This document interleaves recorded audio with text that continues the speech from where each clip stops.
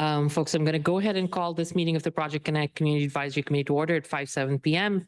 On September 11, 2025 at the Austin Transit Partnership Office Boardroom at 203 Colorado Street. I will start with our roll call. So this is Chair Azhar. I am here. Mr. Hendricks. Present. Thank you. Mr. Goris. Present. Thank you. Ms. Berry. Present. Mr. Crossley. Here. Mr. Brooks. Mr. Reed. Ms. Summers. Mr. Garza. And then I want to acknowledge that we have 2 vacancies at this time. Did not miss anyone. That's it. Takes us to our land acknowledgement. And I'm hoping that Ms. Berry, you'll be able to guide us through that whenever you're ready, no rush. Yes. To ground yourself before starting this meeting, it's important to talk about the history of this region. Long before it came to be known as Waterloo or Austin, this region has drawn people here for thousands of years, in part because of our waterways and the wealth of natural resources. This region has been home to the Tonkawa, the Coahuilteca, as well as the Comanche, Lipan Apache, Sana, Humanos, and many others I may not have named who are also caretakers of this land. I highlight this history because Native and Indigenous peoples are routinely erased from the conversation, referred to as having disappeared or having been conquered. Native and Indigenous peoples are still here and present in what we now call Austin. The pursuit of white land ownership, profit, and so-called progress has harmed Black, Indigenous, and people of color in this city. The effects of the legacy of settler colonialism, the theft of land, slavery, and genocide are still felt and present with us today. It's vital to keep this history in mind as you do this important work and to make a commitment to stop perpetuating the cycle of violence against Black, Indigenous, and people of color. Thank you, Ms. Berry. This takes us to our next item, which is public comment. Do we have anybody signed up to speak or if somebody in the... Great, Ms. Joseph. We have Ms. Joseph is going to be speaking. Is there anyone else here who would like to speak? If you're attending virtually and would like to speak, you can raise your hand and we can make sure that you have the ability to speak as well.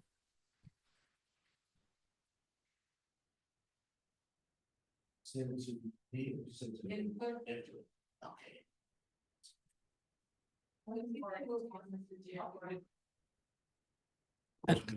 ahead.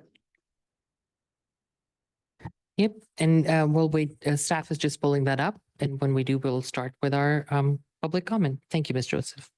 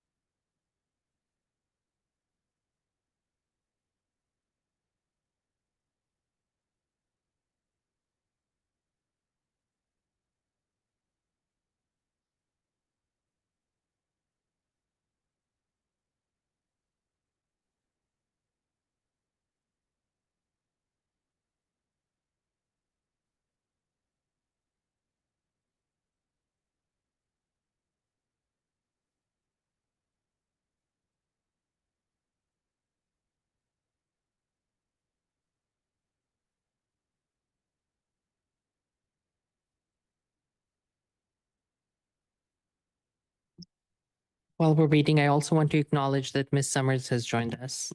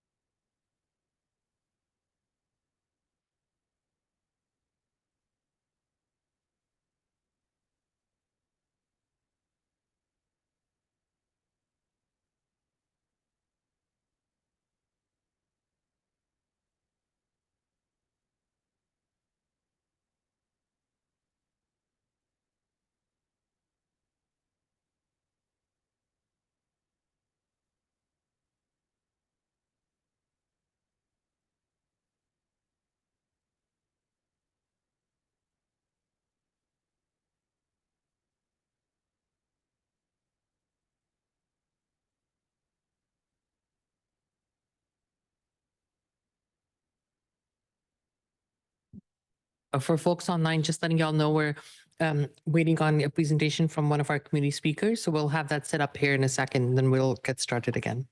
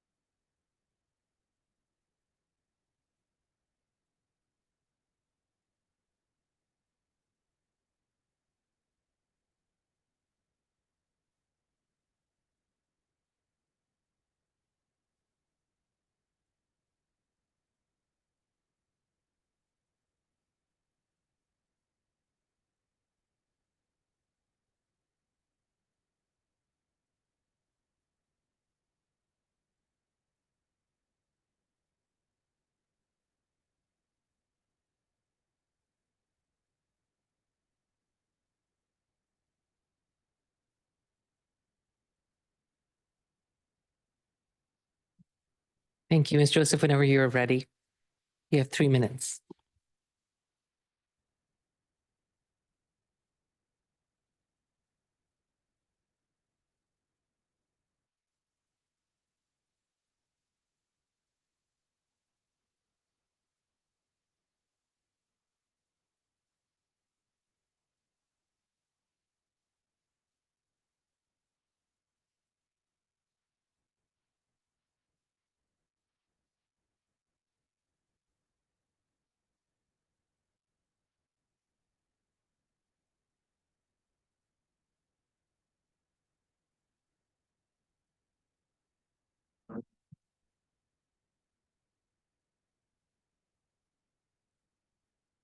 Mine is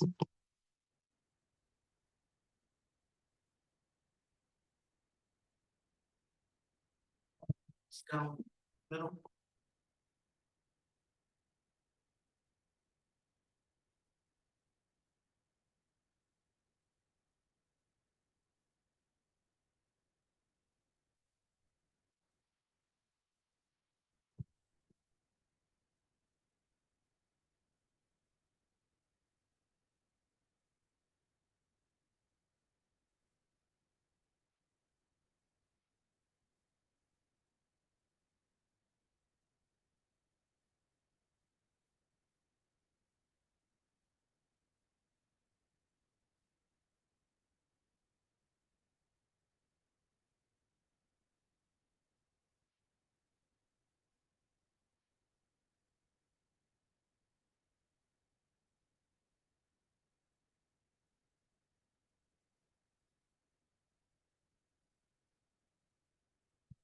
for folks online, just letting y'all know we're having a slight technical issue with the sound. So just give us a few minutes while we figure this out.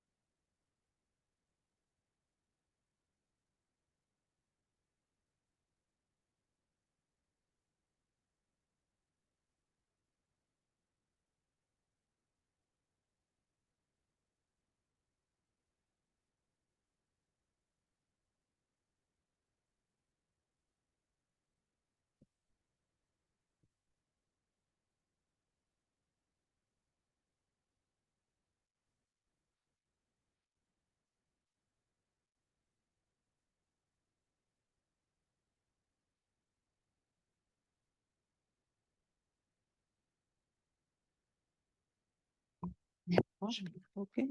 Ms. Joseph, you can start whenever you want and we're resetting your time. So please feel free to start from the start. All right, thank you, Mr. Chair. Members, I'm Zenobia Joseph. Let me acknowledge you have a translator. I'll try to speak slowly. My comments, as they always are in the context of Title VI of the Civil Rights Act of 1964, which prohibits discrimination based on race, color, or national origin. I would like to request that you do a Title VI resolution, just as you do the land acknowledgement at the beginning of the meeting. I think it's important for you to acknowledge that Black people still wait 60 minutes for the bus, 10 times longer than Southwest and Central Austin.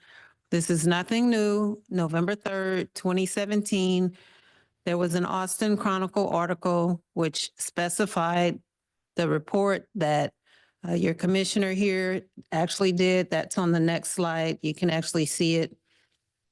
At the bottom, you'll see where supporters of the plan, including Cap Metro, acknowledge that there always is going to be certain casualties. And so this is the article from Jack Craver, where Capital Metro actually acknowledged the 60-minute Colony Park route. What I want you to recognize is that on your agenda today, you have Transit Plan 2035. But I want you to recognize that that is continuing the discriminatory practices that were implemented back in 2018, June 3rd, 2018 for CAP remap.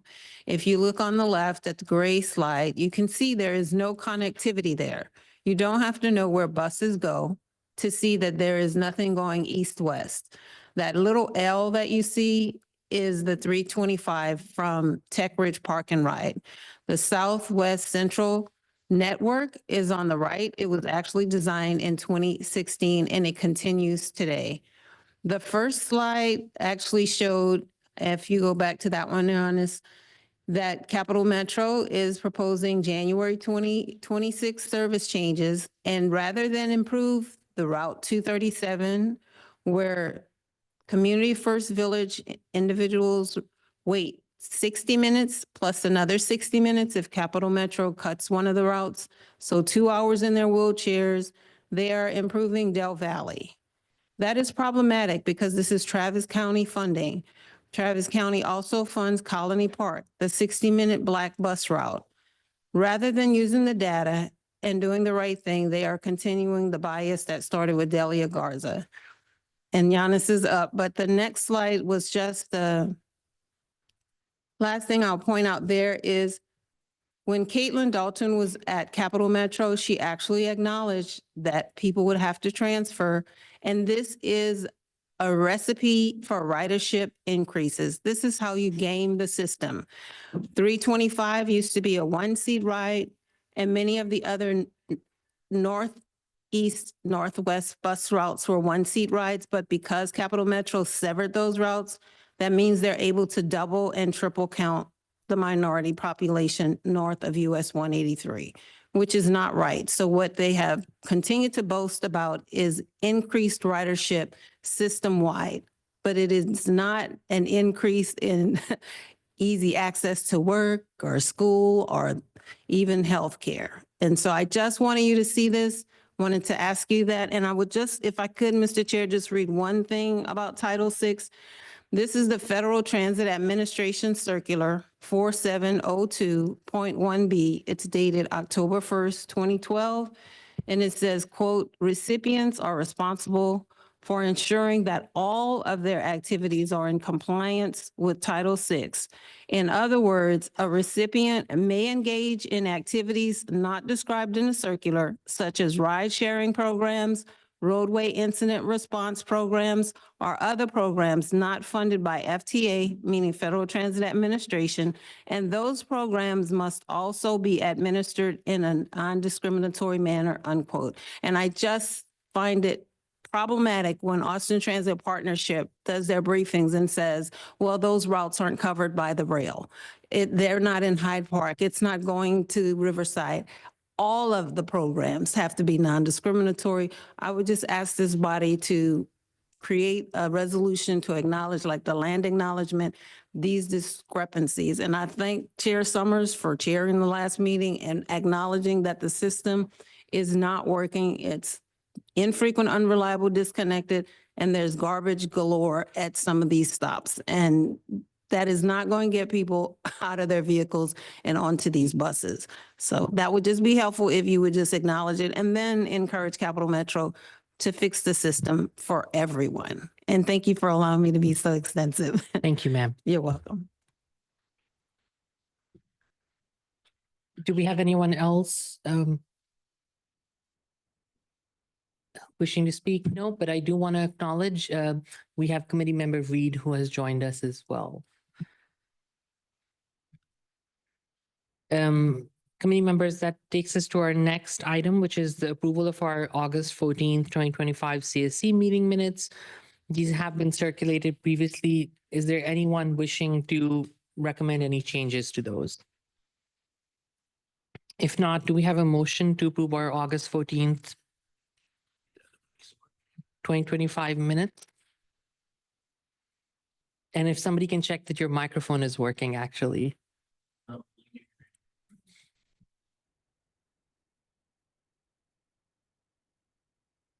Okay, so we have a little microphone issue. We do have one working microphone, which, yeah, we can put it to the center, I guess, just for the sake of expediency, not seeing anything else. I'm going to go ahead and move approval of our August 14th, 2025 meeting minutes. Do we have a second on that motion? I'll second. Thank you, Mr. Crockley. So we have a motion to approve the August 14th meeting minutes by Azhar, seconded by Crossley. All those in favor say aye or raise your hands. Aye. That passes unanimously. Mr. Hendricks, I'm not sure we recorded. Okay, thank you. That passes unanimously. Thank you all very much. This does take us to our action items. I do want to mention, committee members, the anti-displacement working group right now, apart from Ms. Berry, has been working on going to the community-initiated solutions applications. That work is still in the process. We had placed it on our agenda as an action item aspirationally. We were not able to meet that deadline. We will come back next month, but I just wanted to acknowledge that the working group is working on it. In that case, it takes us to our discussion items. And the first item that we have is the Cap Metro Transit Plan. I really want to thank the Cap Metro team for coming again. And we really appreciate them bringing this up. So I'll ask staff to come forward, and we only have one working microphone. So as long as y'all can get that, that should be good.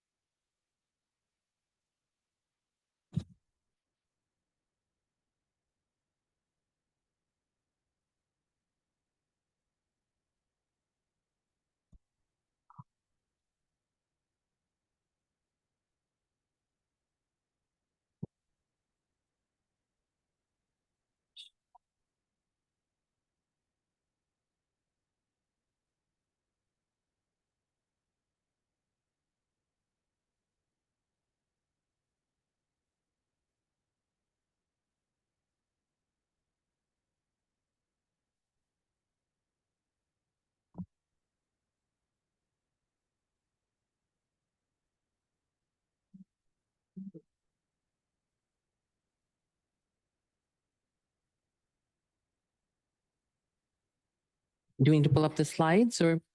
Okay, perfect.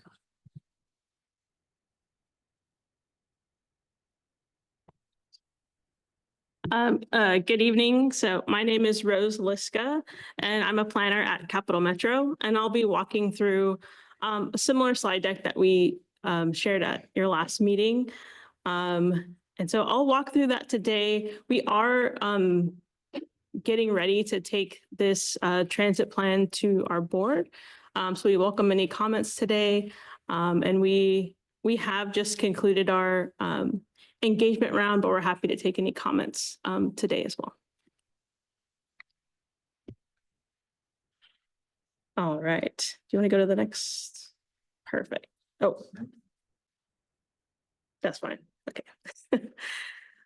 Oh, where are you going? Okay, thank you. So in the last round of community engagement, we really focused on talking with people about their vision for the network and meeting people where they are, hosting focus groups, working with hosting a lot of and going to a lot of pop-up events, working with our community connectors, which we had 15 throughout the Central Texas region to help us reach further into the community. And during this first visioning round, which was last fall, we really heard a lot about where people are traveling today and kind of how their trips have changed post-pandemic. And we also heard kind of where the destinations that we're not serving. And we really took all of that into consideration as we moved into our scenario development. And that was all of that community feedback was really a major qualitative data input into our scenario development. We used that alongside this quantitative data. So we looked at a lot of different analyses of kind of the existing demographics of the region, specifically looking at population and employment and kind of where population and employment is today and where we see it shifting in up until 2045. And so we really identified in here, how is our current network serving these areas of high population and employment? Because we know that in those areas, that's where transit is most successful, and that's where it can serve the most people. So we have, as you see on the slide today, with the population this is 2022, 2 million people, over 2 million people, and jobs are 1 million in the future. That in 2045, that pretty much doubles. So go to the next slide. We also used that population and employment density data alongside a lot of demographic factors to really get an understanding of the transit propensity. And so we pulled in these factors such as low-income households, 0 to 1 vehicle households, populations above 64, and also youth populations. People with disability, minority population density, and low-income job density. And we looked at all of those factors and we, if you'll go back one, and we combined them with population and employment density to really get an understanding of where are those key areas that are in high need of transit. And then we looked at how are we meeting those needs? How are we serving those areas today? And are there any gaps in our network that are not serving these areas? And so you'll see a couple of circles in blue on the screen of the areas that we identified that are not being served well by our current network. And so we kind of dove into those areas and the entire region to see how we can better serve those. So as I kind of mentioned, we took that data analysis and as our quantitative data and our community input as our qualitative data, and we really, it is very granular. We put it all together and tagged it by route to really get an understanding of what people are saying about our system. We put that all together to develop recommendations for the next 5 years and the next 10 years. We kind of balance that with our fiscal responsibility and our current funding that we're receiving. So if you do want to reference any of this data, we do have it available online. So we have our community outreach summary available on our website we can share that with you at any time at the end of this meeting. And we also have our market analysis. We have our full existing conditions report online. So it's pretty nice because you can zoom in and look at all of the data and look at specifically the area that you want to focus on and see kind of what we looked at when we developed these recommendations. So I think there's a couple click-throughs if you don't mind. Just clicking them all. Perfect. So in the development of our recommendations, we really saw these three issues emerge. We wanted to really make sure that all of these recommendations were aligning with current service and travel patterns. We did a really extensive travel pattern analysis to look at how are people traveling all trips, any mode across the Central Texas region to get an understanding of where people are trying to go and how our system is meeting those needs. And then we also looked at how can we prepare for high capacity transit and Project Connect, and how can we start to explore regional expansion and look towards future opportunities for regional transportation. So in these draft recommendations, we did want to make sure that we were fiscally responsible. And so we wanted to show kind of what the recommendations would look like in these 3 buckets. So we have our outlook within 5 years, which is us budgeting responsibly and looking at things that we could potentially do within the near term. And then we also looked at the 5+ year outlook. So what are the things that we think maybe the development is not quite there, things have not quite shifted yet, or we're waiting for like major infrastructure projects. What are the things we need to start thinking about, but we're not quite there yet? We have those on that list. And then we have the 10-year outlook where we see things are developing, we're looking and we're tracking what's happening. We want to make sure those are on our radar so that when they are ready, we have it, we have all the data and we're ready to go. And so this transit plan is not a service change, but all of the changes that are in the transit plan, it will go through the service change process. And in this process, we do like a similar thing to the transit plan where we look at evaluate new streets, key destinations, analyze our system and how it's performing. So each of the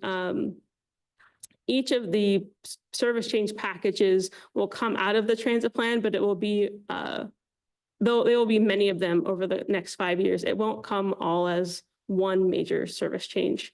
If anyone remembers CAP remap, that's kind of how CAP remap came about, where it was one large service change. So this will be incremental over the next 5 to 10 years. And in the next 5 years, we'll also do another transit plan to update and work closely with ATP to align with their delivery. Throughout this project, we did have an online feedback tool, and that was really nice because we created videos to really show each major area of Central Texas to show here's how the routes are changing, and you can go there and watch them now. Since we've done our community engagement in August, we are working on making modifications to the system. So these will change before we go to the board with some of the comments and feedback that we received from the community. And so if you want to see those previous recommendations, they're there. So I just want to caveat, these are all previous recommendations before we went to the community. So they will change as we prepare to go to the board. So any feedback today is really helpful. But we kind of divided them into these geographies just to better show packages and so that we could zoom into the map a little bit more. The first one I'm going to dive into is Central. This is where we really looked at how can our routes really work with the implementation of light rail. So we presented the community with these 3 options: Rapids on San Jacinto, the shortened local routes, Rapids feed light rail, and we looked at how the 1, the 3, the 801, and the 803 could really work with this light rail system. And so you can see more details about that on our feedback tool. In the central area, we also looked at Route 2 and how we could potentially, we got some operator feedback to extend Route 2 to Eastside Bus Plaza to make for a better and safer layover for them. So we are looking at kind of connecting the loop for Route 2, which currently, could you go to the next slide? I'm sorry.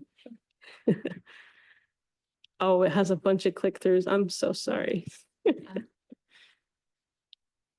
There's a very nice animated video online. Would encourage you to watch it.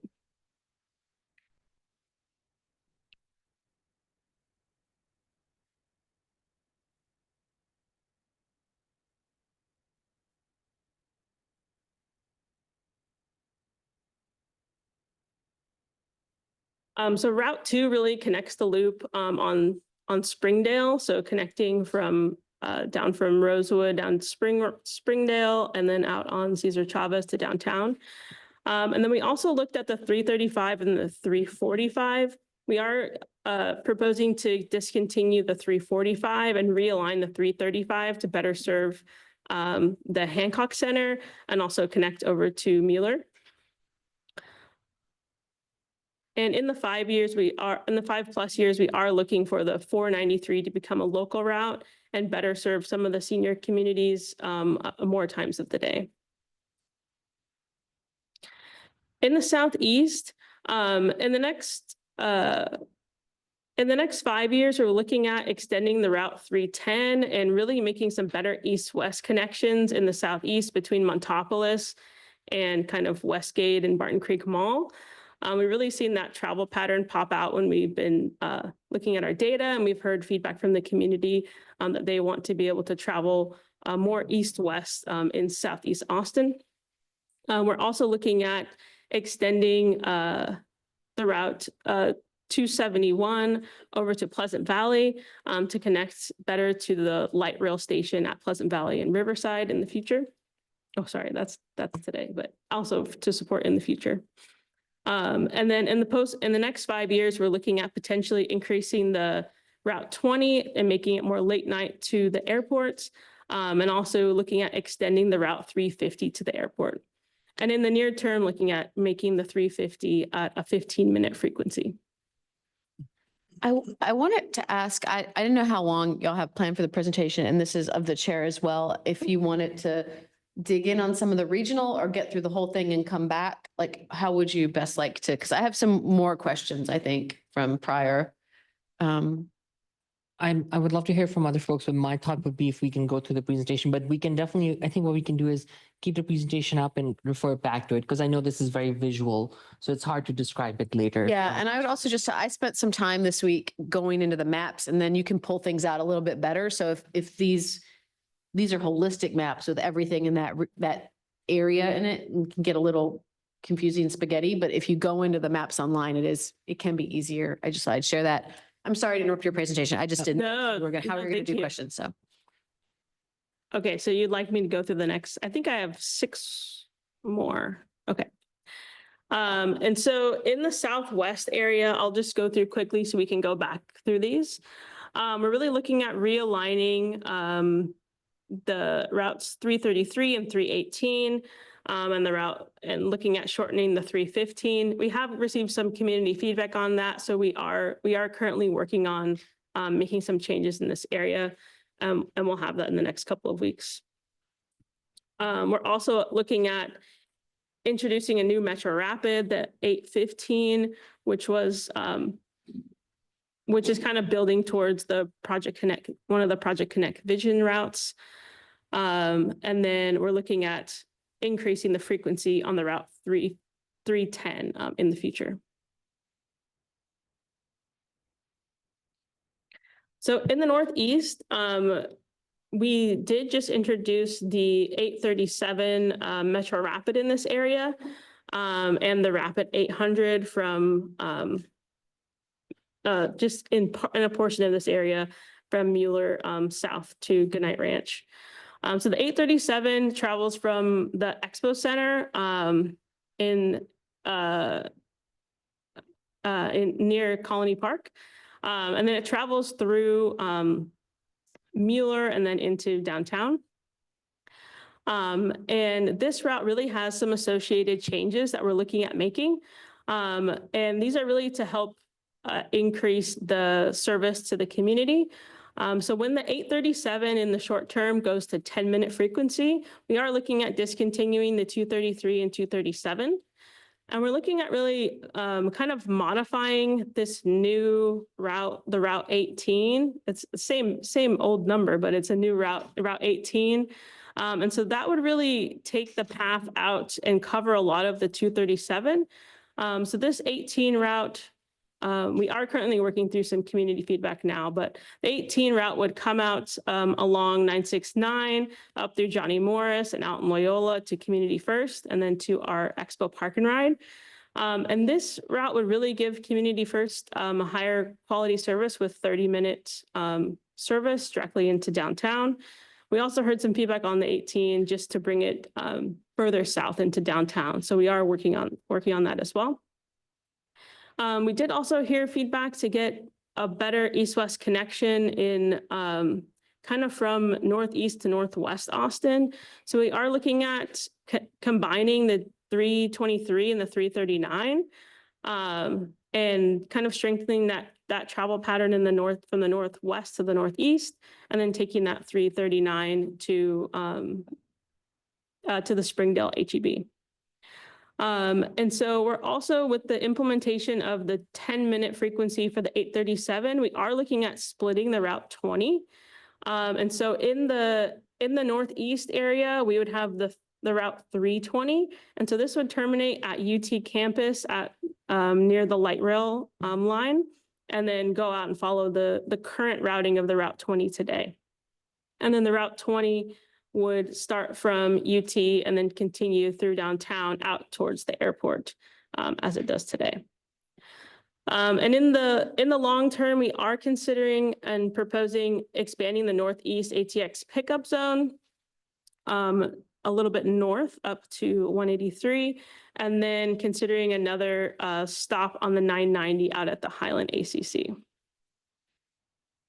So in the Northwest, we do have some extensions for the Route 392, extending and connecting over to the Domain and our new Broadmoor station. And that route will really replace the Route 466 and hopefully provide a better east-west connection along Breaker. In the long term, we're looking at kind of a combination of the 325, 383, and then introducing a new route, the 326. And this 326 route would really serve as a high frequency route between Norwood Transit Center and Gateway Shopping Center. Is it Gateway Shopping Center? I think so.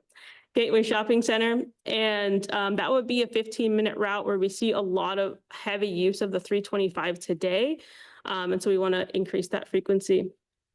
The 325 was proposed to go 30 minutes, and it would connect from North Lamar Transit Center up to Tech Ridge. It would make a slight deviation on Metric over to the HEB on Palmer, as well as the St. David's. And then we did also propose a new route where we see a lot of development coming, and we know the city of Austin has projects out on Cameron Dessau.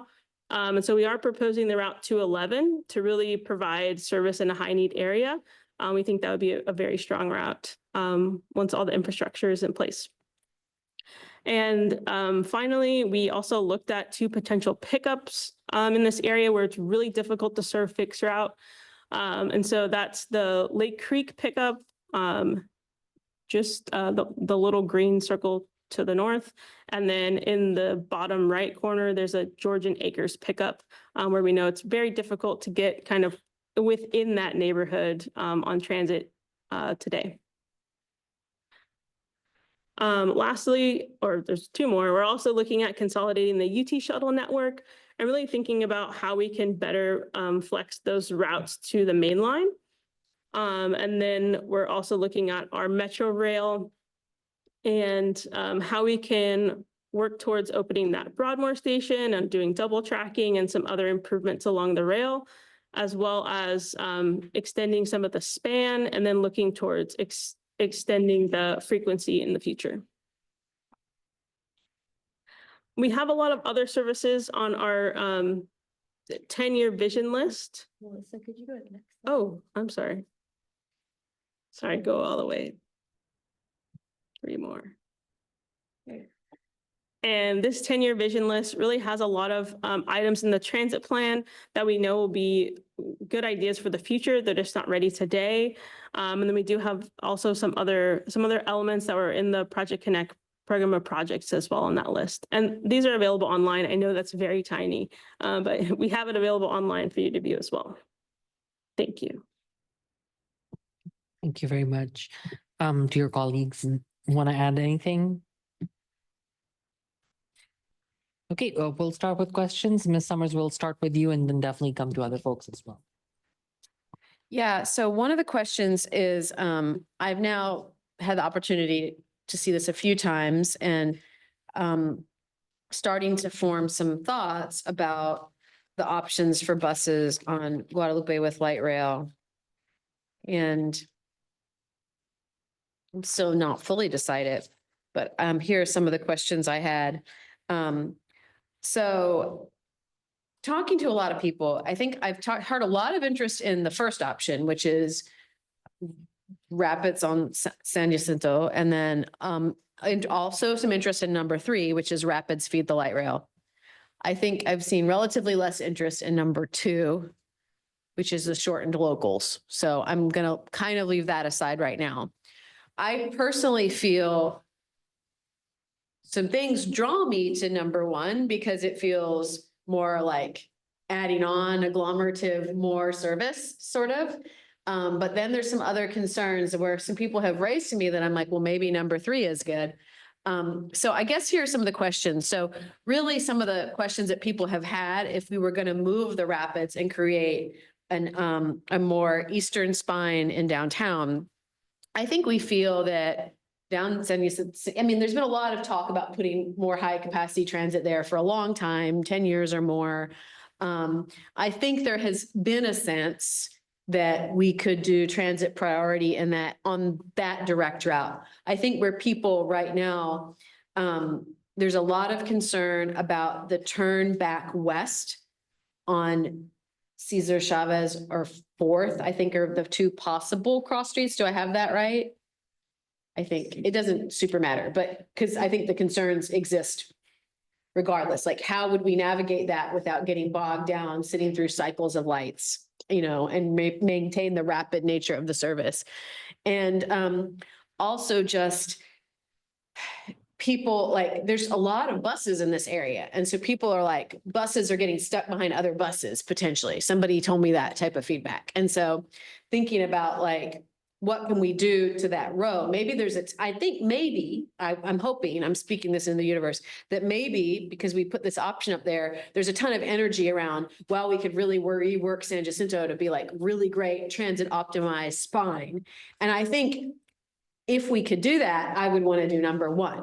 And someone said, I would only want to do number 1 if people could basically get the same rapid service through downtown that they would get on the 801, 83 today with, the full transit priority lanes and the Guadalupe counter jump tool. I forget the official name of it, near campus, like all of those things. Like they wouldn't want to make somebody who's going to be driving through the whole route on the Rapids to get from North to South Austin to be significantly slowed down by the new spine. And so working through those choke points and working through, we're talking about adding a ton of buses on that corridor. Can we have the capacity to move the buses through so that the buses are not being congested one among another? So that was one feedback. I guess it's really feedback more than a question, or you can tell me. Yeah. But then on the number 3, there's some appeal there that if you could, get people, feed people into the light rail, like get them to the 38th Street station, the Old Torf station, and there is a train waiting for them at that moment and they get on and they go, then that is could potentially a huge service improvement for those individuals and faster. To me, I feel pessimistic about the transfer. Like, can we say that when the person gets off at the Old Turf station or the 38th Street station, there's a train like there, we are able to pretty well guarantee that level of service that they can immediately transfer.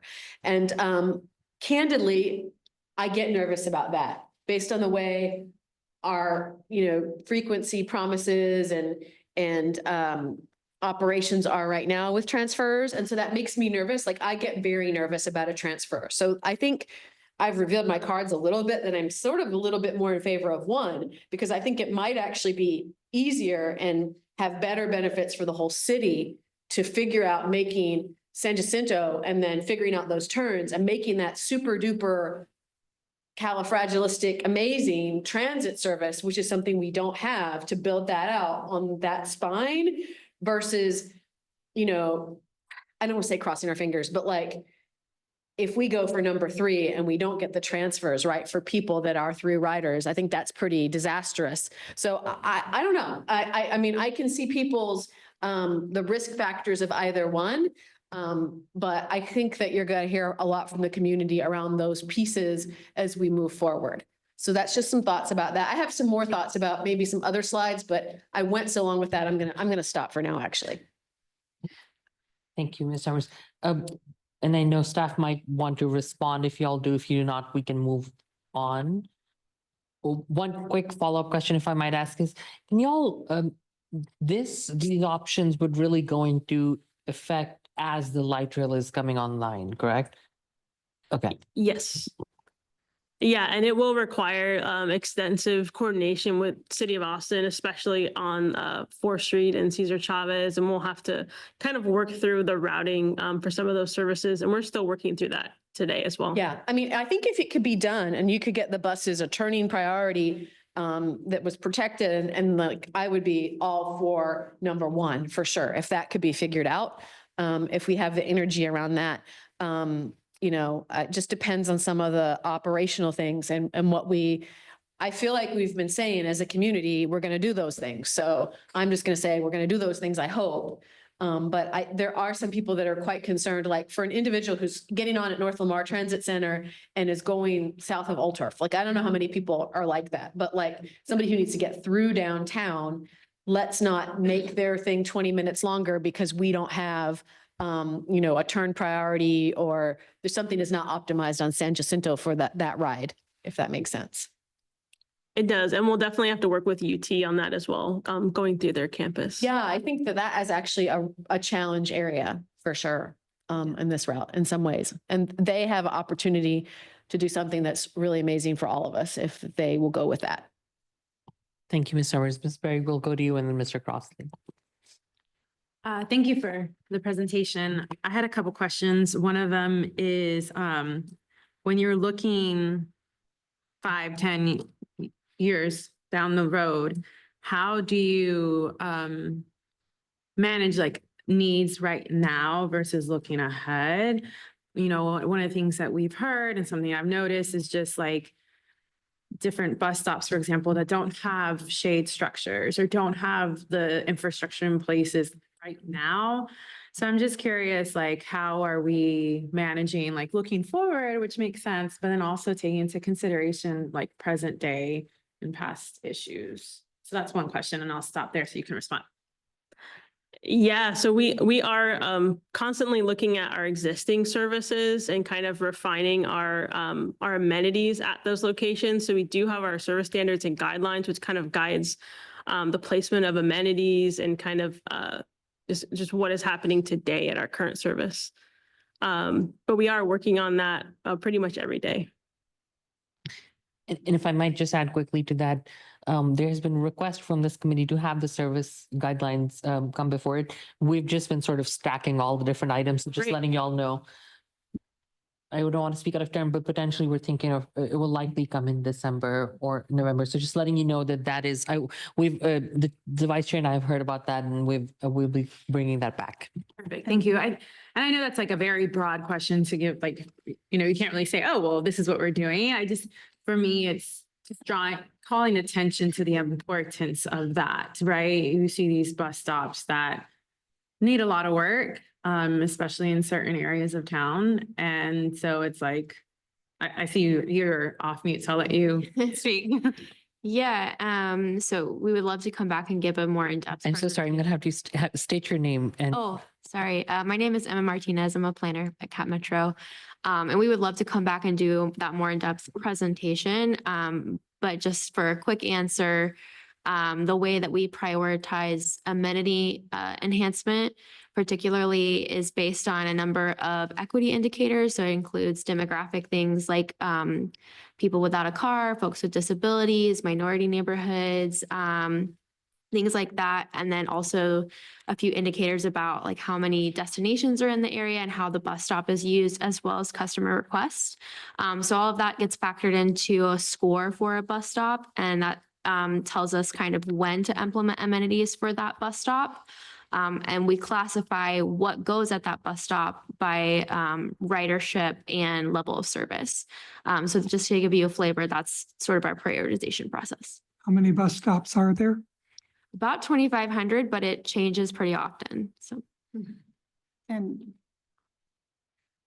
Melissa Ortiz with CAT Metro, and just to share, the service standard guidelines are on our website, and we have shared them as well with this committee as well. So hopefully y'all are able to take a look and you can see more information of what Emma just shared.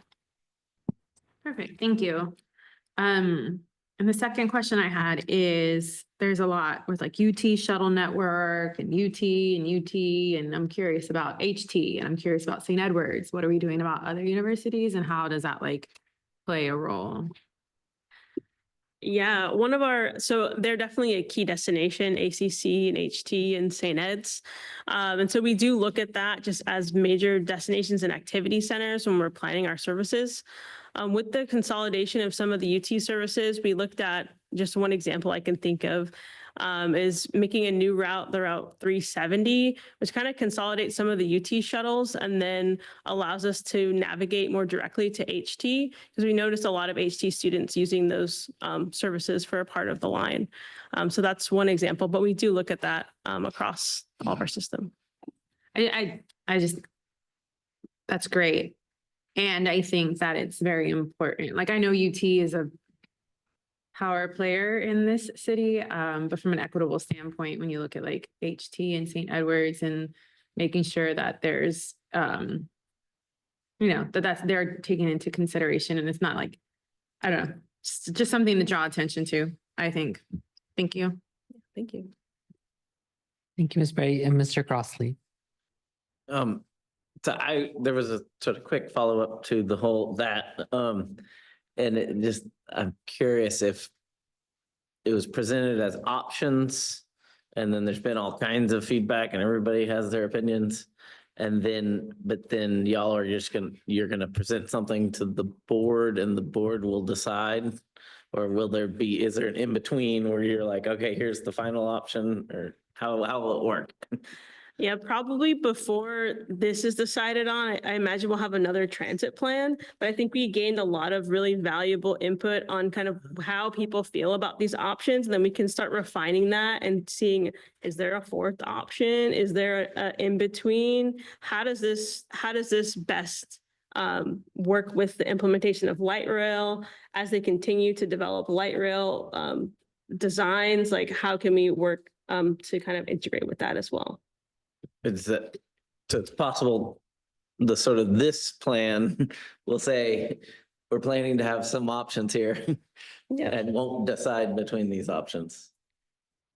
At this time, I don't think I have an answer to that, but I think we are working on that right now as we go to the board. Okay. And also the options are very dependent on partnering with other jurisdictions. And so we can't make a decision until we work through some of those issues with them. Mr. Gorse, and then we'll come to you, Mr. Brooks. Mr. Gorse, please go ahead. Yeah, I just had a quick comment. It seems like some of these changes are being made based on projected future development or demographic changes in certain areas, and that's important. And at the same time, some of the changes aren't going to happen right away, and some of them are going to happen a few years from now. And it just seems to me like ideally you might want to make this process a little bit iterative. You might need to review changes a few years down the road just to see if things worked out the way we were expecting to when we made this plan, because it seems like we may possibly end up wanting to tweak some things, particularly for things that aren't being done immediately.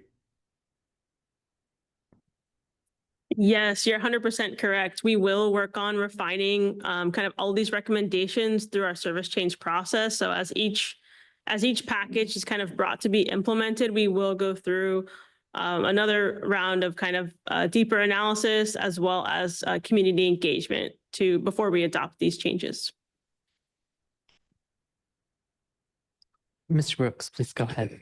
May I suggest also having a presentation on the origin and destination study? I happen to know that 91% of CAP Metro riders have a cell phone. Where did I get that factoid? What was I drinking at the time? No. Out of the origin and destination study, which actually has some very useful pieces of information, like the fact I wouldn't have placed the number of people who have cell phones as anywhere near that many. But it was something in the origin destination study that they asked about. Thank you, Mr. Brooks. Other folks, including folks online, if you're online, because when somebody's sharing a screen, we can see a limited number of folks. So if you want, you can just unmute yourself and speak as well. And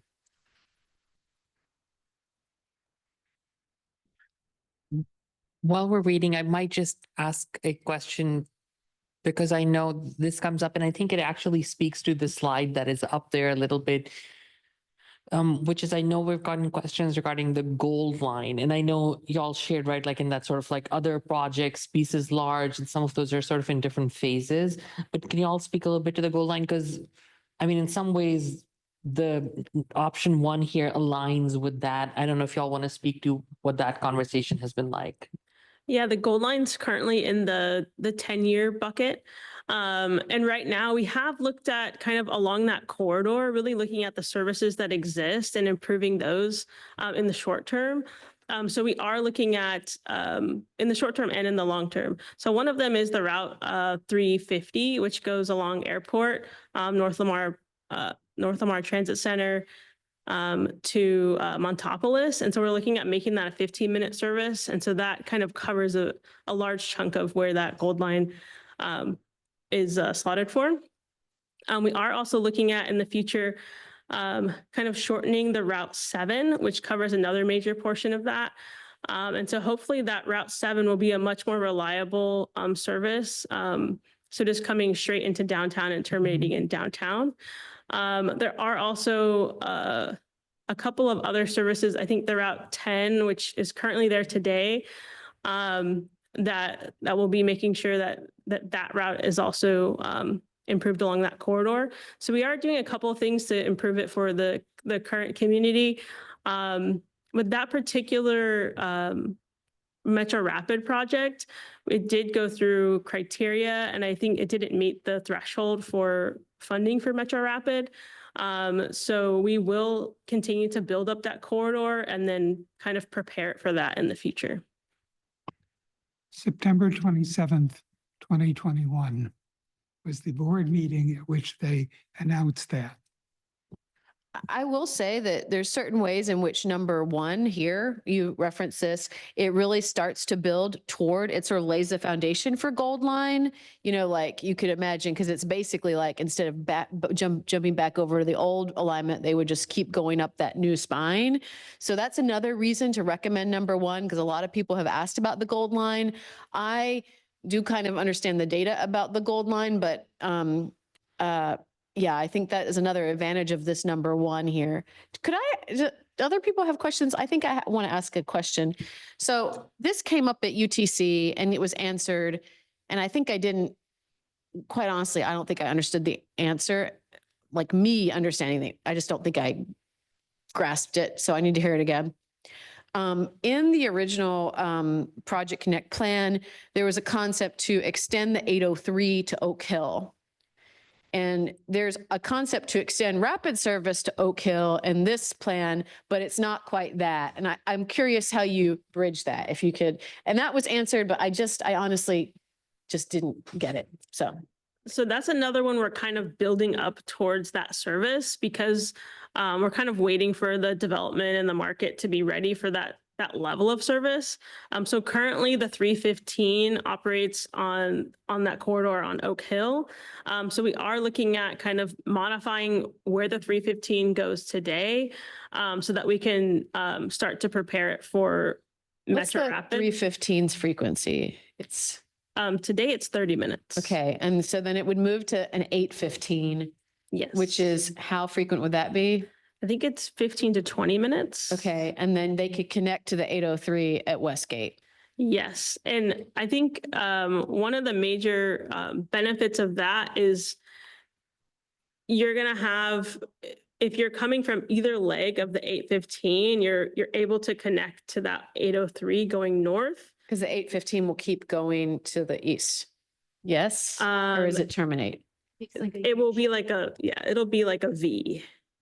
Let me find it on, I have the map right in front of me. I just need to, So it'll come up from Oak Hill to Westgate and then heads directly south. So each of those legs of the 815 feed directly into the 803. The previous option, I think, was duplicating the entirety of the 803, and that might actually, I think that this option would be more reliable for people in the Southwest Austin area. mm-hmm.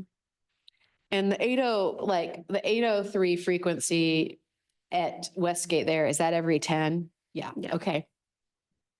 Got it. I think I at least understand what's going on now. And that one is in the 5+ years. We will have some more time to evaluate that as well and kind of study what the 315, how the 315 is performing. Just of interest, at one point, the Gold Line was considered to be a new light rail line. That's right. Visions of Metro Rapids. That's right. But it was removed before the vote. Yeah. By the time of the vote, it was already a Metro Rapid, a bus. Yeah. And if I might make a comment, I bring it up honestly because we hear about it often, but I agree. I think the one, that level of ridership to build up to that is not necessarily there. I know there's still work to be done on that side of downtown. And honestly, with the biggest sort of distinction of the rapids is the frequency. And for the number 10, which now does run on 15 minutes, part of that eastern side of downtown now has a lot more service than it historically did and much more frequent service as well. So it's actually been like that to that point when that conversation was happening, the eastern side of downtown had fewer service options. And now there really are quite a few frequent options that run there. And I think it bears mentioning too, because we also have influence, our body has influence at the city. And the idea of what was the Riverside segment of the blue up to the gold was the concept of the 2014 rail that failed to be passed. And so there's been a concept of rail along that corridor quite a long time, light rail. There kind of is rail along part of that corridor because there's sort of, the red line is sort of on airport. So there is sort of rail there in a sense, but there's been a discussion of light rail there for a long time. And I think one of the things that I said back in 2014 is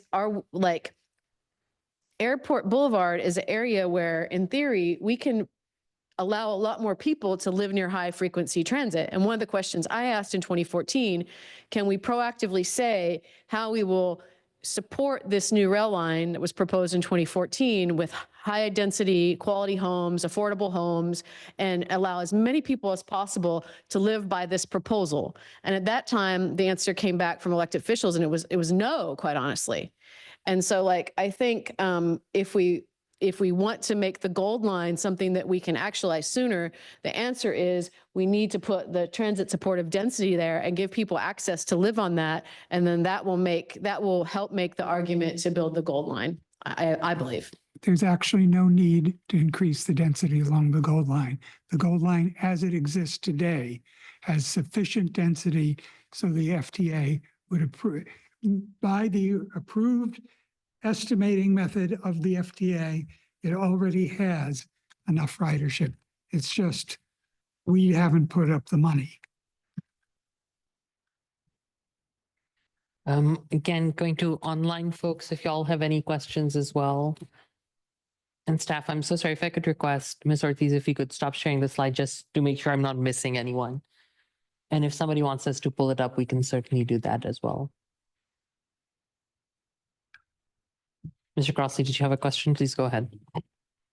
I'm trying to decide if this can of worms, but just the previous, let's see, the 2017 effort like this, I was advocating for improving transit service for everyone, and our nonprofit worked on a report studying whether the benefits would accrue where and whether non-Hispanic white people would benefit and whether people of color would benefit. And the report showed that everyone would have better transit overall, but people of color would have significantly better transit more than non-Hispanic white people.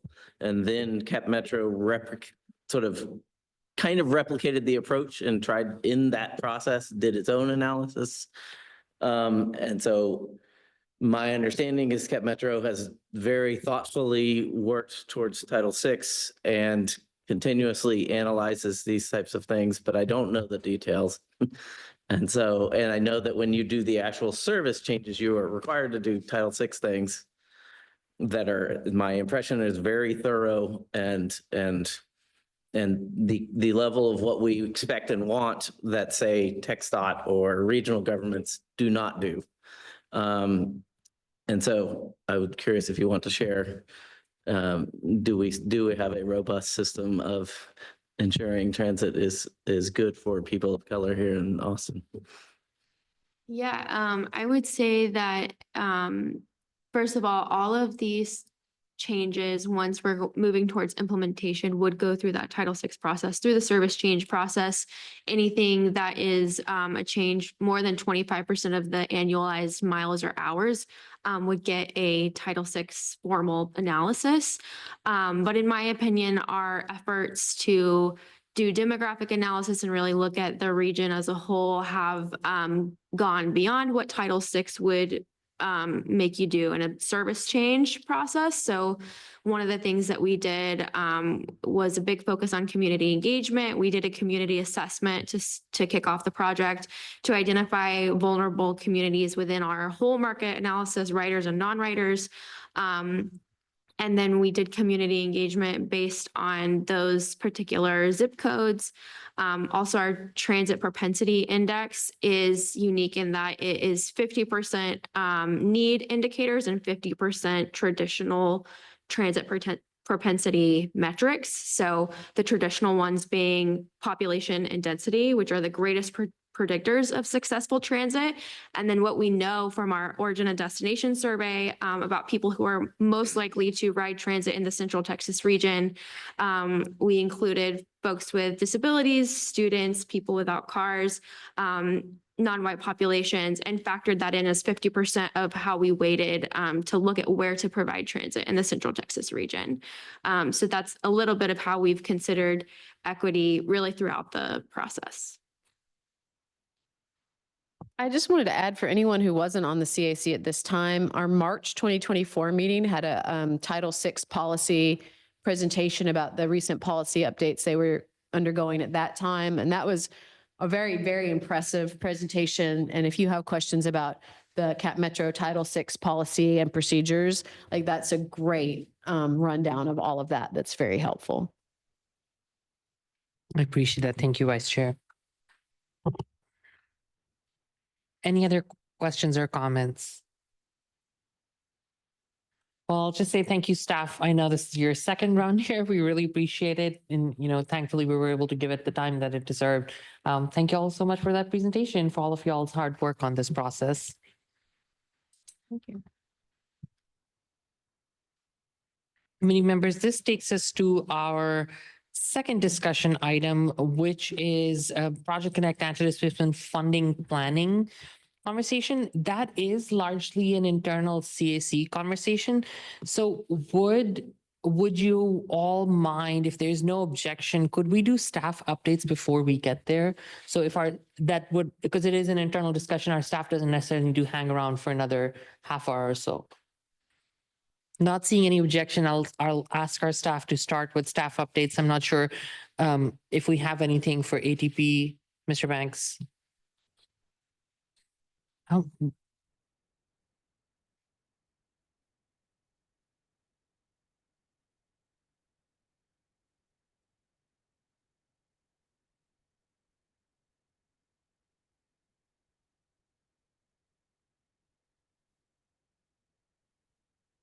Thank you, Giannis. Good evening, Chair and esteemed members of the Project Connect Community Advisory Committee. My name is Jocelyn Vokes, and I serve as Vice President of the Community Engagement and Involvement here at the Austin Transit Partnership. And tonight I'm here to discuss a milestone, really. It's time for us to discuss the process of nominating CAC members to serve new four-year terms. So before I go on with what I have for my presentation, first of all, I'd like to thank you all. Thank you, this group, for giving of your time and your expertise in bringing community voices to improve Project Connect. It's hard to believe that some of the members of this advisory committee have served in an official capacity for going on 4 years. I know your advocacy has gone long before that.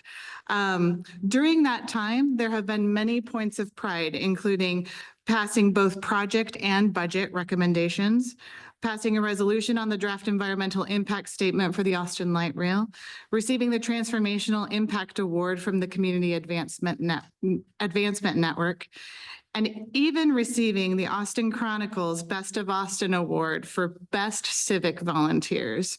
So thank you. With that said, I turn the attention to the slides now. The CAC, as you know, has 11 total positions, with 6 requiring appointments by year end.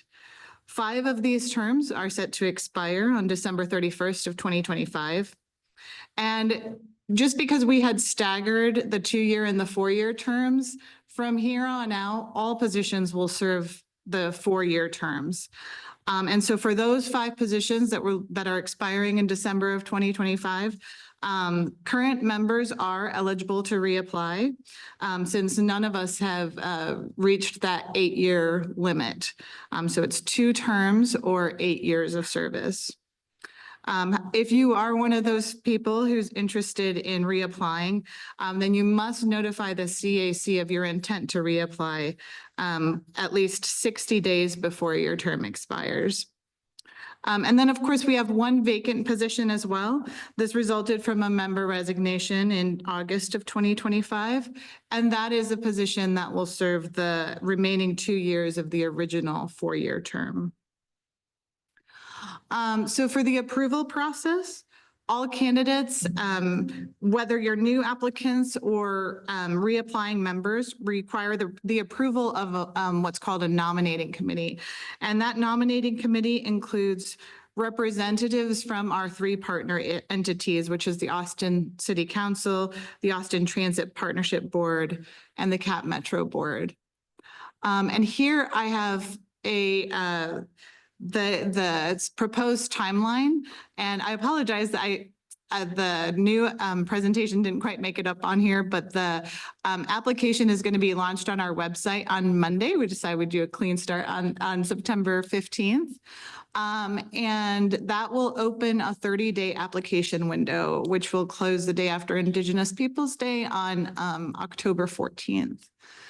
I think that an important date for current members to be aware of is that on October 31st, that is the deadline to notify the CAC of your intent to continue to serve.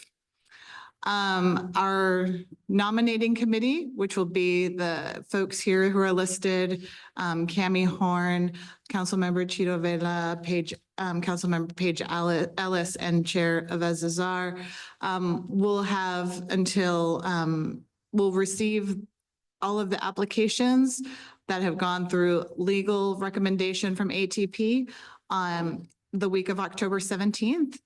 And then by November 13th, we would have a recommendation from that nominating committee. And then from there on, we would go to the confirmation of November 19th would be the ATP board meeting where these would be brought forward for consideration, and followed by December 11th council meeting, and followed by December 17th CAP Metro board meeting.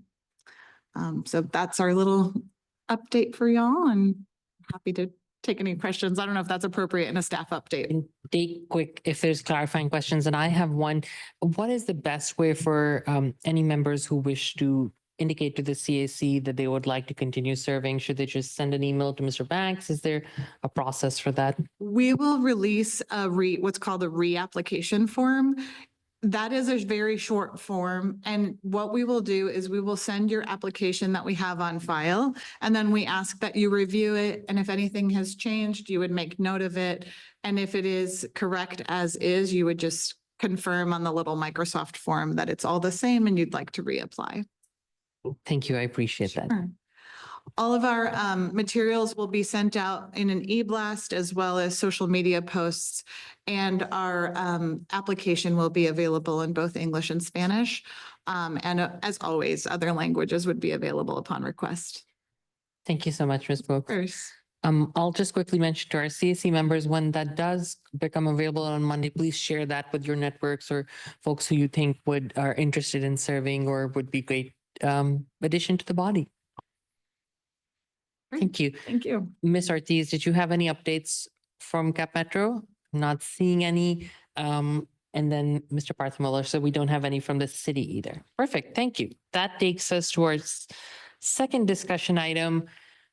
So really, just to let folks know, the idea behind this was, our working group is working right now, looking at the various different aspects of the anti-displacement funding strategy. And one of the things that we realized was that, how we got here, what investments have been made, it's hard to track that.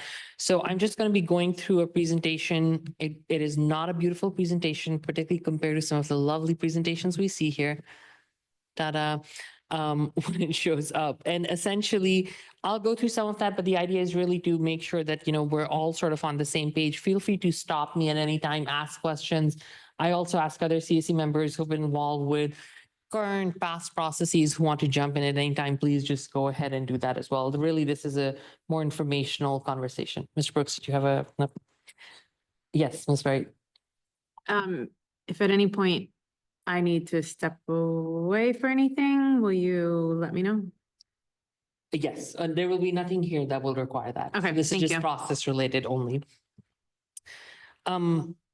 So really, again, the idea is to talk just slightly through what our CAC budget recommendation overview will be for 2025, which is really what we're gearing towards as a working group. The 2022 and 2023 recommendations, what they look like, just the process for the working group and how we've gotten where we are, and then some of the community engagement that we've already had, and then just a snapshot of what we've been able to achieve through these investments so far. So again, really from our perspective, there's going to be a lot of text and I can share this. The idea is to use it as a repository, but the main point being that our hope is to have a recommendation by end of this year or early next year for our city council to consider, essentially for the next, round of funding that becomes available. We were looking at a 3-year funding tranche. So we were looking at essentially 26, 27, and 28, but that is subject to change. There is some flexibility there and we're considering various different things. The way we do that is the working group will bring forth recommendations to the full CAC. The CAC then formally makes recommendations to our city council and goes from there. I just want to acknowledge that the foundations for these recommendations remains the Nothing About Us Without Us racial equity anti-displacement tool. And again, there's a lot of work that went into that, which is a separate conversation. And then one of the other things that the working group is going to be doing is working with staff to understand sort of the different needs.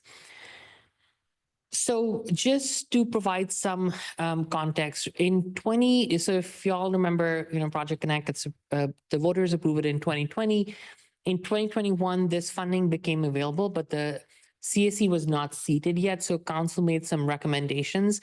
And then in 2022, the CAC itself made recommendations and we aligned it with what council had. And so really, there were 3 major areas of investment. One was land acquisition and affordable housing. This was again in alignment with the council's existing resolution at that time.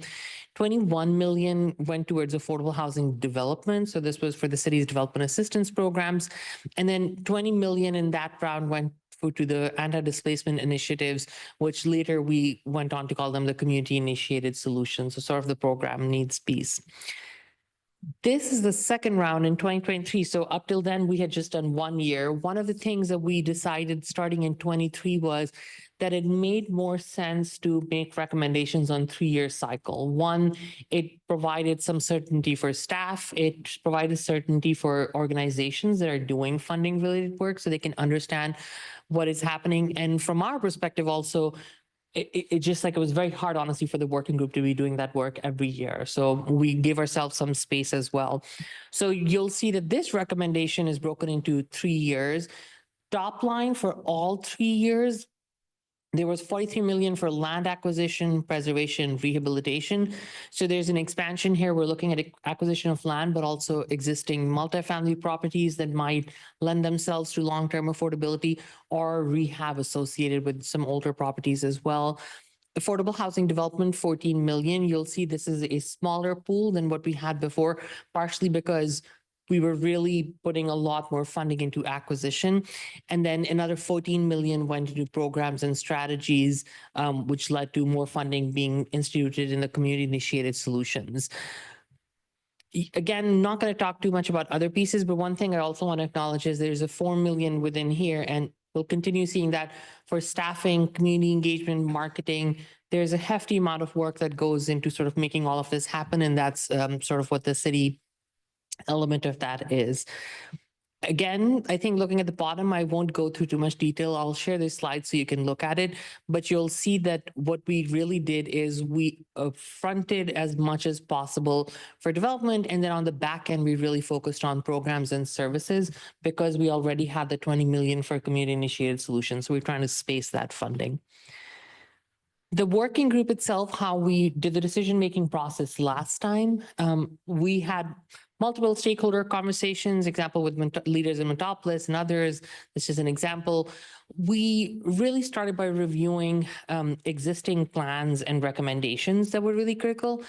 And this included, of course, the Nothing About Us Without Us racial equity anti-displacement tool, the City of Austin's own displacement mitigation strategy. So these were 15 strategies that were approved as part of the blueprint, the city's housing blueprint, the People's Plan, the Uprooted study, the Anti-Displacement Task Force report, the Mayor's Task Force on Institutional Racism and Systemic Inequities report, and then the Fair Housing Action Plan that was done for the region in 2015.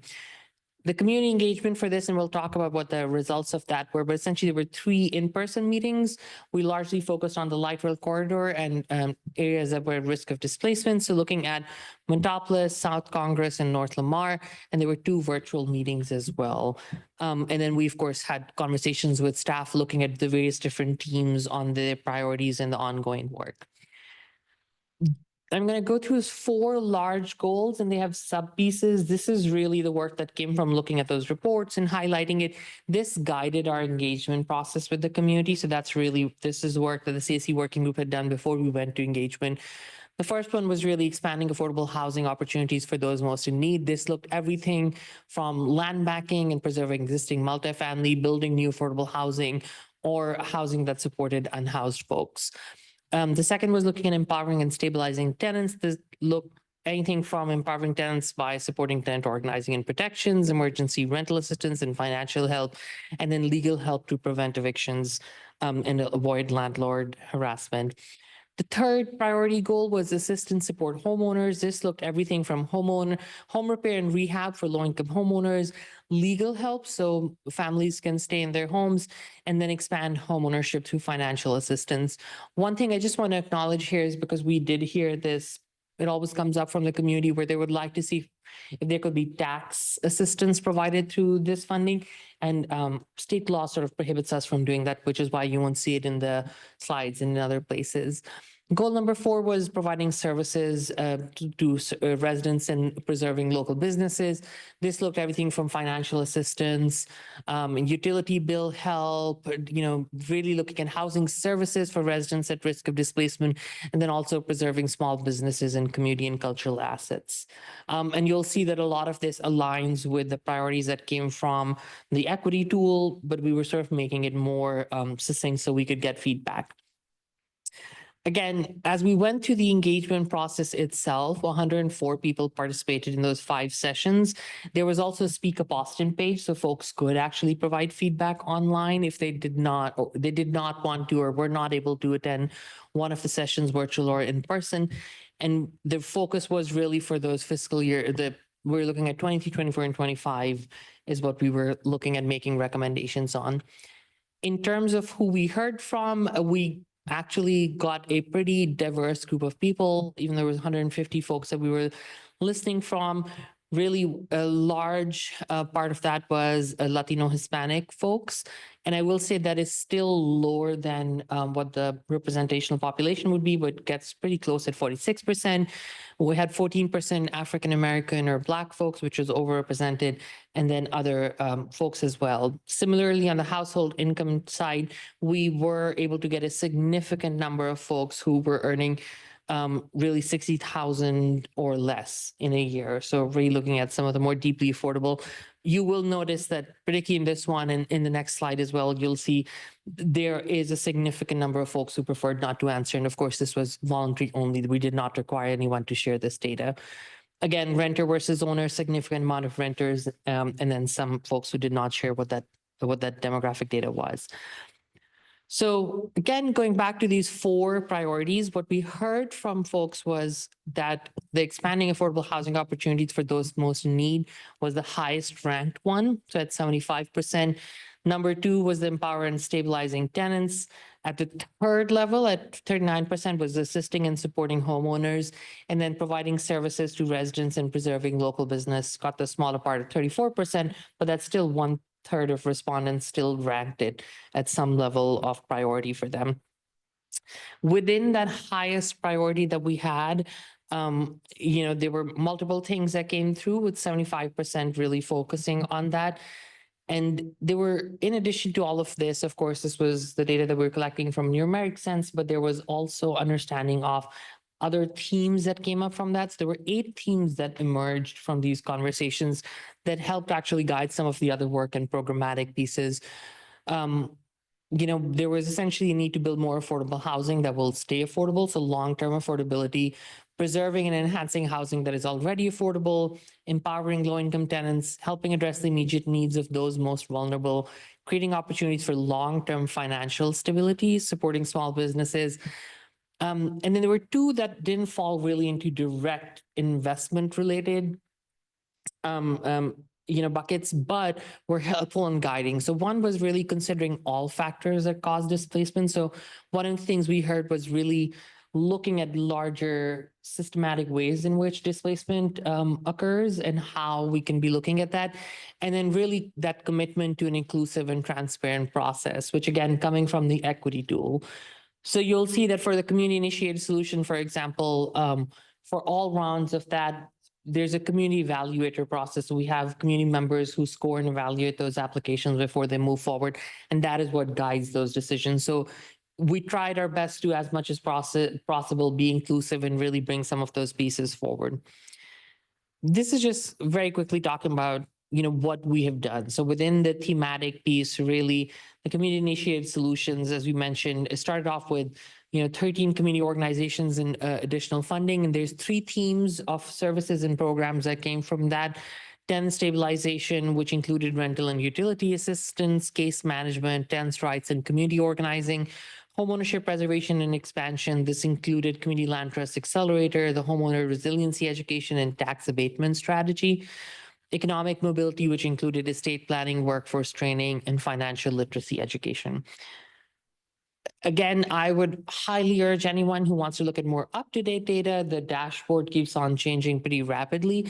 But if you look at it, just sort of roughly from these programmatic elements, so far, nearly, over 1,650 folks have been served. So households have actually been served through direct services, out of which over 1,400 are actually households of color. And you'll see the children focus on renters, and then really looking at how many folks have been reached. So you'll see at the bottom that 130,000 is sort of the reach of explaining to people that services exist. Doesn't necessarily mean that they were able to integrate into those.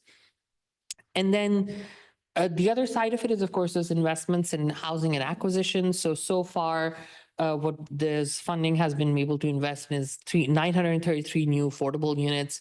110 affordable homes have been preserved. An example of this is the Midtown Flats. So you can sort of see, the city purchased Midtown Flats from that funding. On the new building, the Sasha is being developed.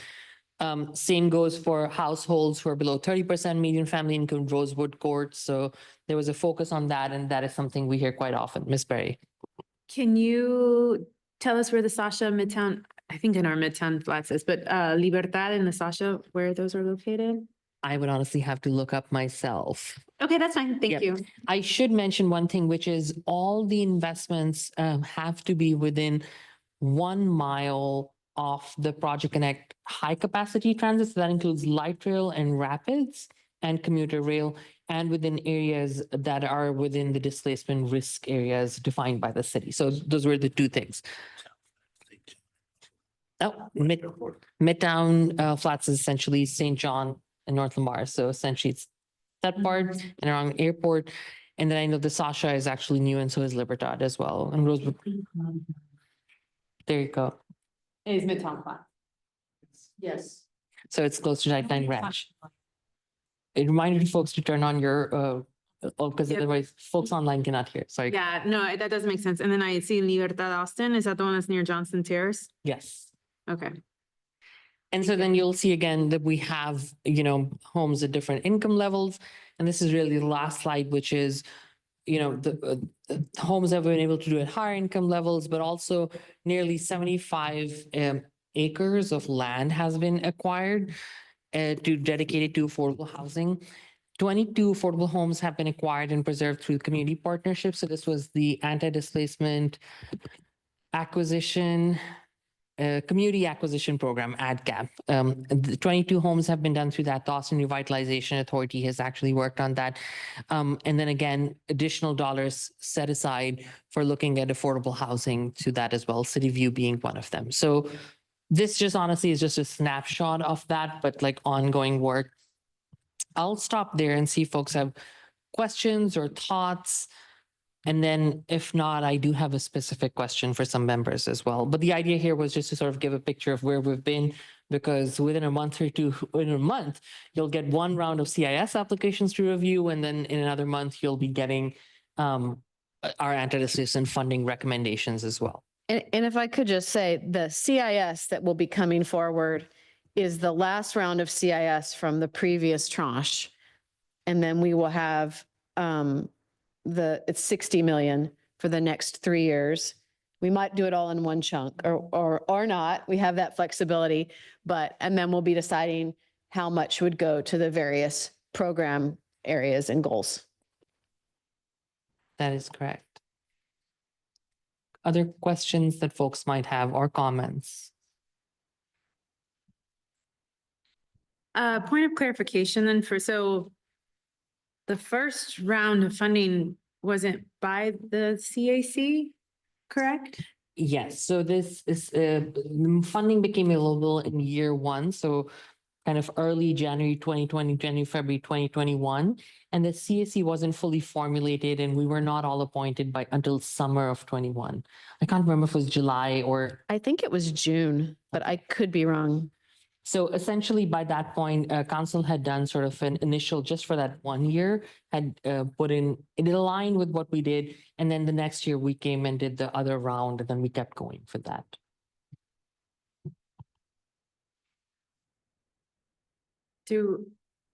Where can we find, I'm just curious, like what was the process that they went through to go through it? But you're saying it pretty much aligns with like what has been done since then? Largely, and I would have to go back and remember, I think it was really split into 2 items. There's a resolution, I had it listed. I'll share the slides. There were 2 elements to it. One was the ADCAP program, so the community-based acquisition. And then the other one was preservation of existing multifamily. Essentially, it was sort of preservation and land acquisition based. And I think what they were going off of was that during the earlier processes, one of the things that we heard a lot from actually experts and other folks was that land banking was one of the first things that you wanted to do aligned with that. And there was an anti-displacement action coalition at the time, I want to say, that also helped inform that. It was a group of community members, leaders, and organizations who have been working on anti-displacement issues.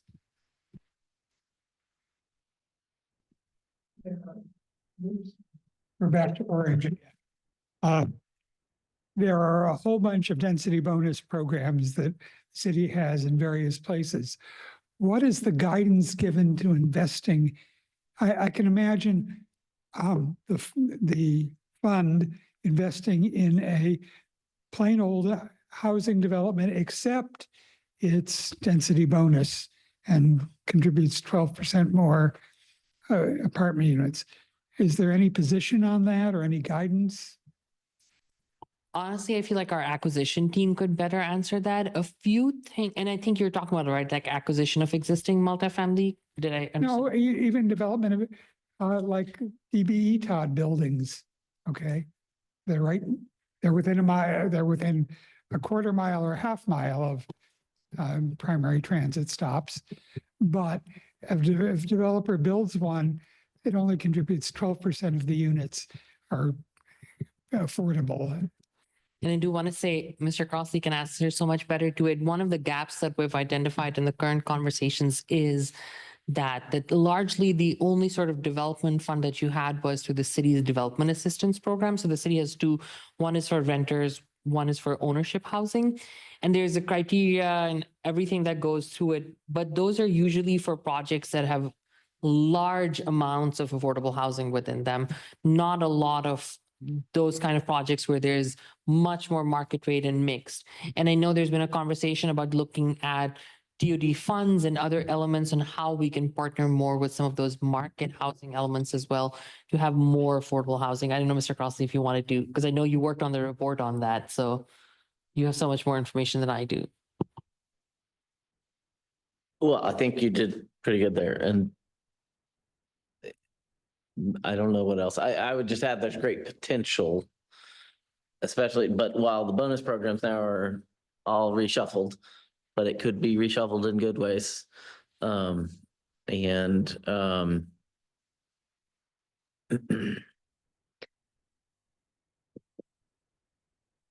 mean, I get, maybe I'll say, I would like to figure it out, and how can we invest wisely in ways that results in more units and more people get to live healthy lives near transit, and that if there are new buildings being built near transit, they include big A affordable units. And I think there is something there, but it is, figuring it out is going to be hard. And so that's what I have been wondering, is like how we as decision makers, and I'm not sure how much we can pull off here towards good things. One of the things the working group has been discussing is that we know that we need community organizations to partner with in a lot of elements of these programs, particularly targeted services, rental assistance, different navigation. Like there's a lot of things where we need community organizations to run anti-displacement services. Similarly, we had the AdCap where the concept was to have small, and maybe we scaled it too small, possibly, we learned that, but like to have sort of small scale preservation of homes that could be done by community organizations. I think the TOD funds is a little bit, feels a little bit different in certain ways, but it's the same concept of building partnerships with developers, market rate people in the industry to get more out of those developments and take advantage of also the zoning that they've been afforded in those new tools, like you mentioned, Reuven. So I think that like figuring out how to build the partnerships to get there is definitely, we've learned a lot. We've done a lot of things that are pretty cool. And I think we can keep doing more effective and cool things and learning more. But I do think we have more to try out there, basically. I would also say, this is now I'm just sort of thinking aloud, but some of the critiques that we have gotten to the work, sort of gaps that we had left out, I want to acknowledge them. One is, and you're making me think we should have had a map in there, which is a lot of our particularly development and preservation projects have been on the high frequency transit routes. So they're more on the rapids than the light rail. And of course, that speaks a little bit to the market challenges, right? So where our light rail is going to be is really high market. So we've struggled with that. And so that is something that has come up, whether we should be aligning the funding more with the light rail alignment and the future extensions, which then really lends to this idea of the TOD fund, so that you can actually leverage the housing on those light rail corridors itself. So I want to acknowledge that. 2 or 3 other things that have come up, I guess while I'm at it, I'll sort of acknowledge. One thing is on the housing side, we've heard again and again of really focusing on the deeply affordable side as well. So how do we get to units at 30% median family income or below, which is roughly around 44,000, I want to say right now in the city. So really looking at that deeply affordable for median family income for a household of 4 folks. So really a focus on that element of the deeply affordable aspect is one place we've also gotten some pushback. And then the last one that I'll mention within that is also that, we have heard what are ways to work with some of those other programs and things that the city has. So how do we align this funding with the affordable housing bond, with the ETOD, with the density bonuses? As a community and as the CSC, we have not really been able to delve into how to combine the programs outside of this 300 million to align it all to sort of leverage it as well. So those are, I would honestly say, three very well-founded pushbacks that we as a CAC have heard over the years. And so our hope would be to cover some of that, and maybe the TOD fund at least helps us fill some of that gap.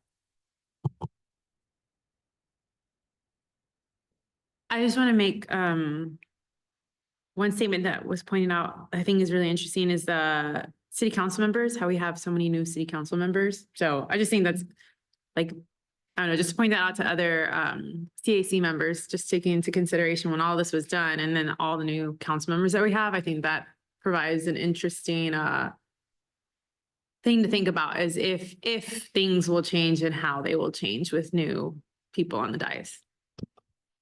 Yes, I'm trying to remember. I think off the top of my head, all of the council members that are in 2021 have vacated, like are not in their current seats.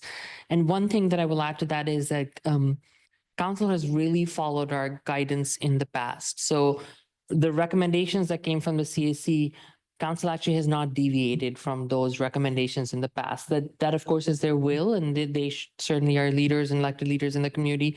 But council has really deferred to the CAC in that, which honestly adds to the gravity of the work that we're doing, because we want to make sure that what we're recommending really reflects the needs of the community.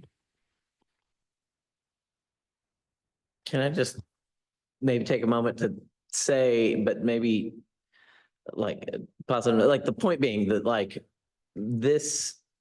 all this stuff, all this work, all this money is seen across the nation as an amazing, like the innovation was to dedicate the funds at the same time that you dedicate your transit. For like, this is the first time in the nation that this amount of anti-displacement ETOD funds were put forward the moment that the big light rail project and thus, and a lot of amazing stuff has happened, and a lot of work has been done, and we certainly haven't solved all the problems, and they certainly need to do a better job. But that it is kind of, it's one of those funny things where Austinites are used to things that people in other cities did not get to experience when they were building their light rail lines. And so, anyway.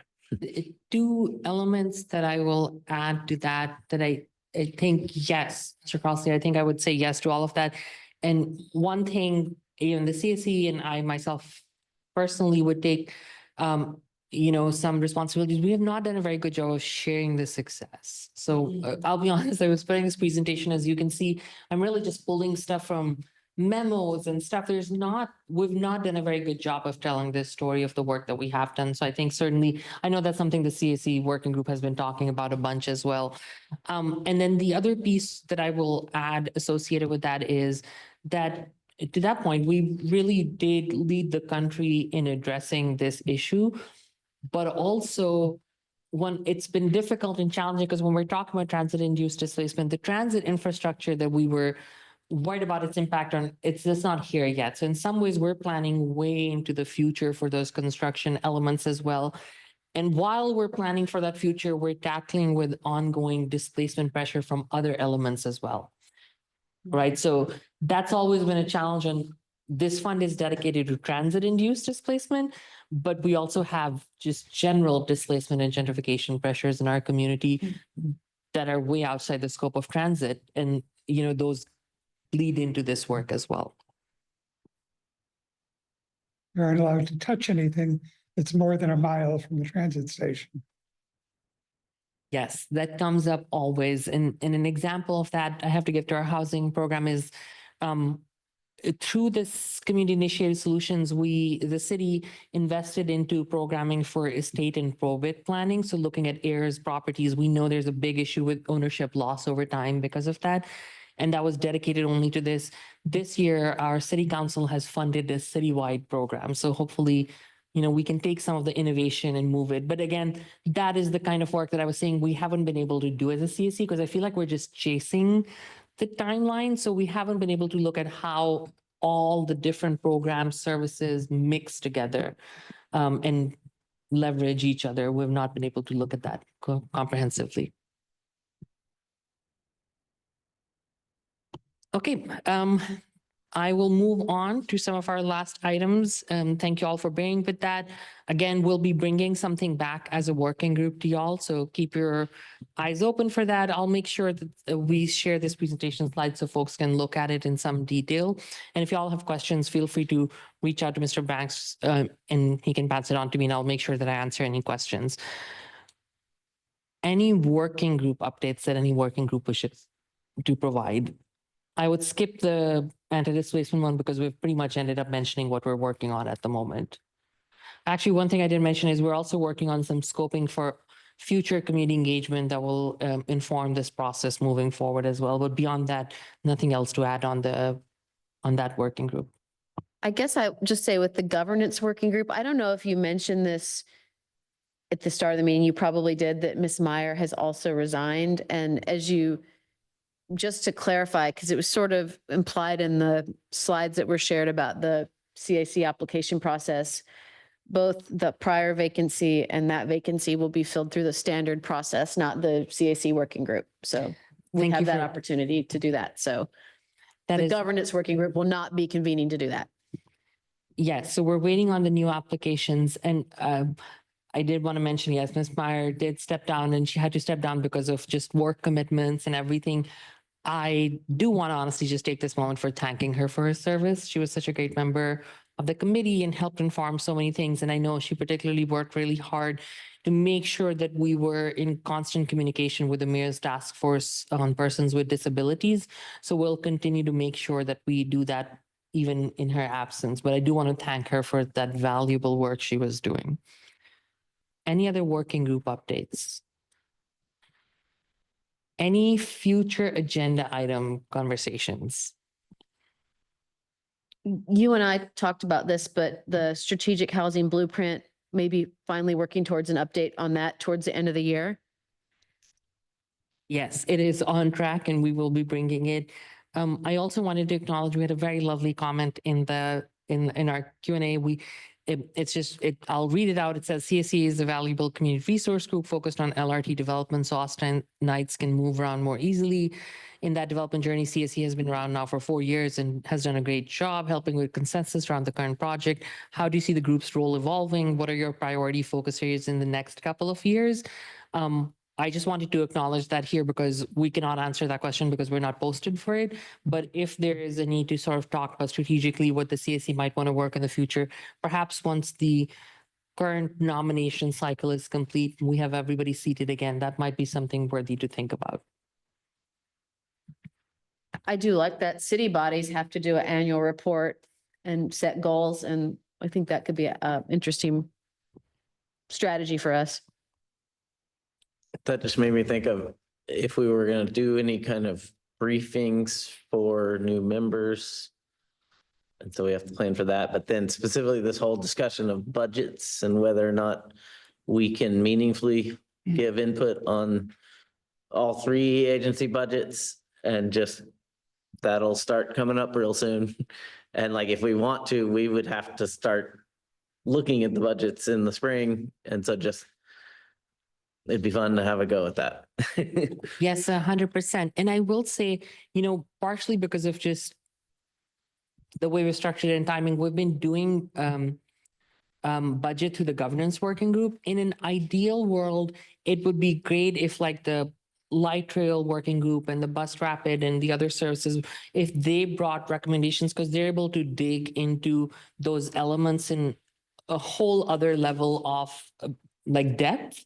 And also because folks are on those working groups based on their actually pre-knowledge, but also their commitment. So it would be great maybe to set up that conversation as well, to have those working groups bring up recommendations. I know, for example, recommendations that might come up from the anti-displacement working group go into city recommendations and so on. I have a question. It's borderline ignorant. But just thinking about like, the new budget, right? The city budget, like what parts of that, if any, affects the work that we're doing, and even looking at like bond conversations next year and seeing like if and how that would affect any of the work we're doing. I think that might be something worth learning more about maybe for future meetings. Yeah, just a thought.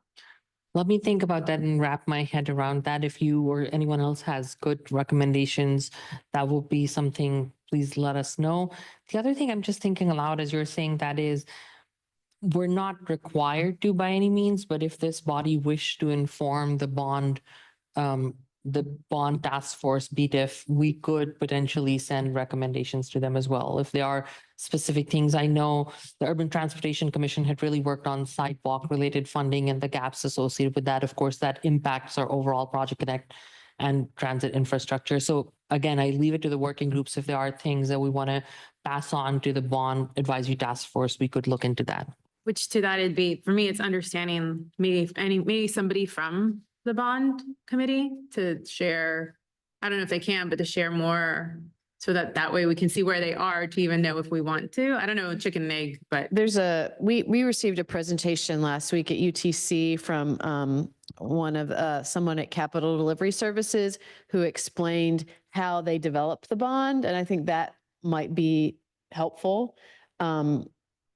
Like how the city is changing the way it develops general obligation bonds and thinking through the entire life cycle of what that looks like. And that might be, if they would come out, that might be helpful. Yeah, we can certainly look into that as well. Vase, this is Jeremy Hendricks. Yes. I was just going to mention that if I can help with that anyway, let me know. I am serving on the BTEF as well. That is so true. I totally forgot. What an amazing liaison to have with the, so I think maybe we ask for staff to come first. And then I know, Mr. Hendricks, you all are working on setting up your working groups and recommendations. So maybe if there's timeline associated things that you want to make sure that we're aware, please send them to Mr. Banks and we'll make sure that we align whatever we are doing as a committee with y'all's timeline over there. And thank you for your service on that.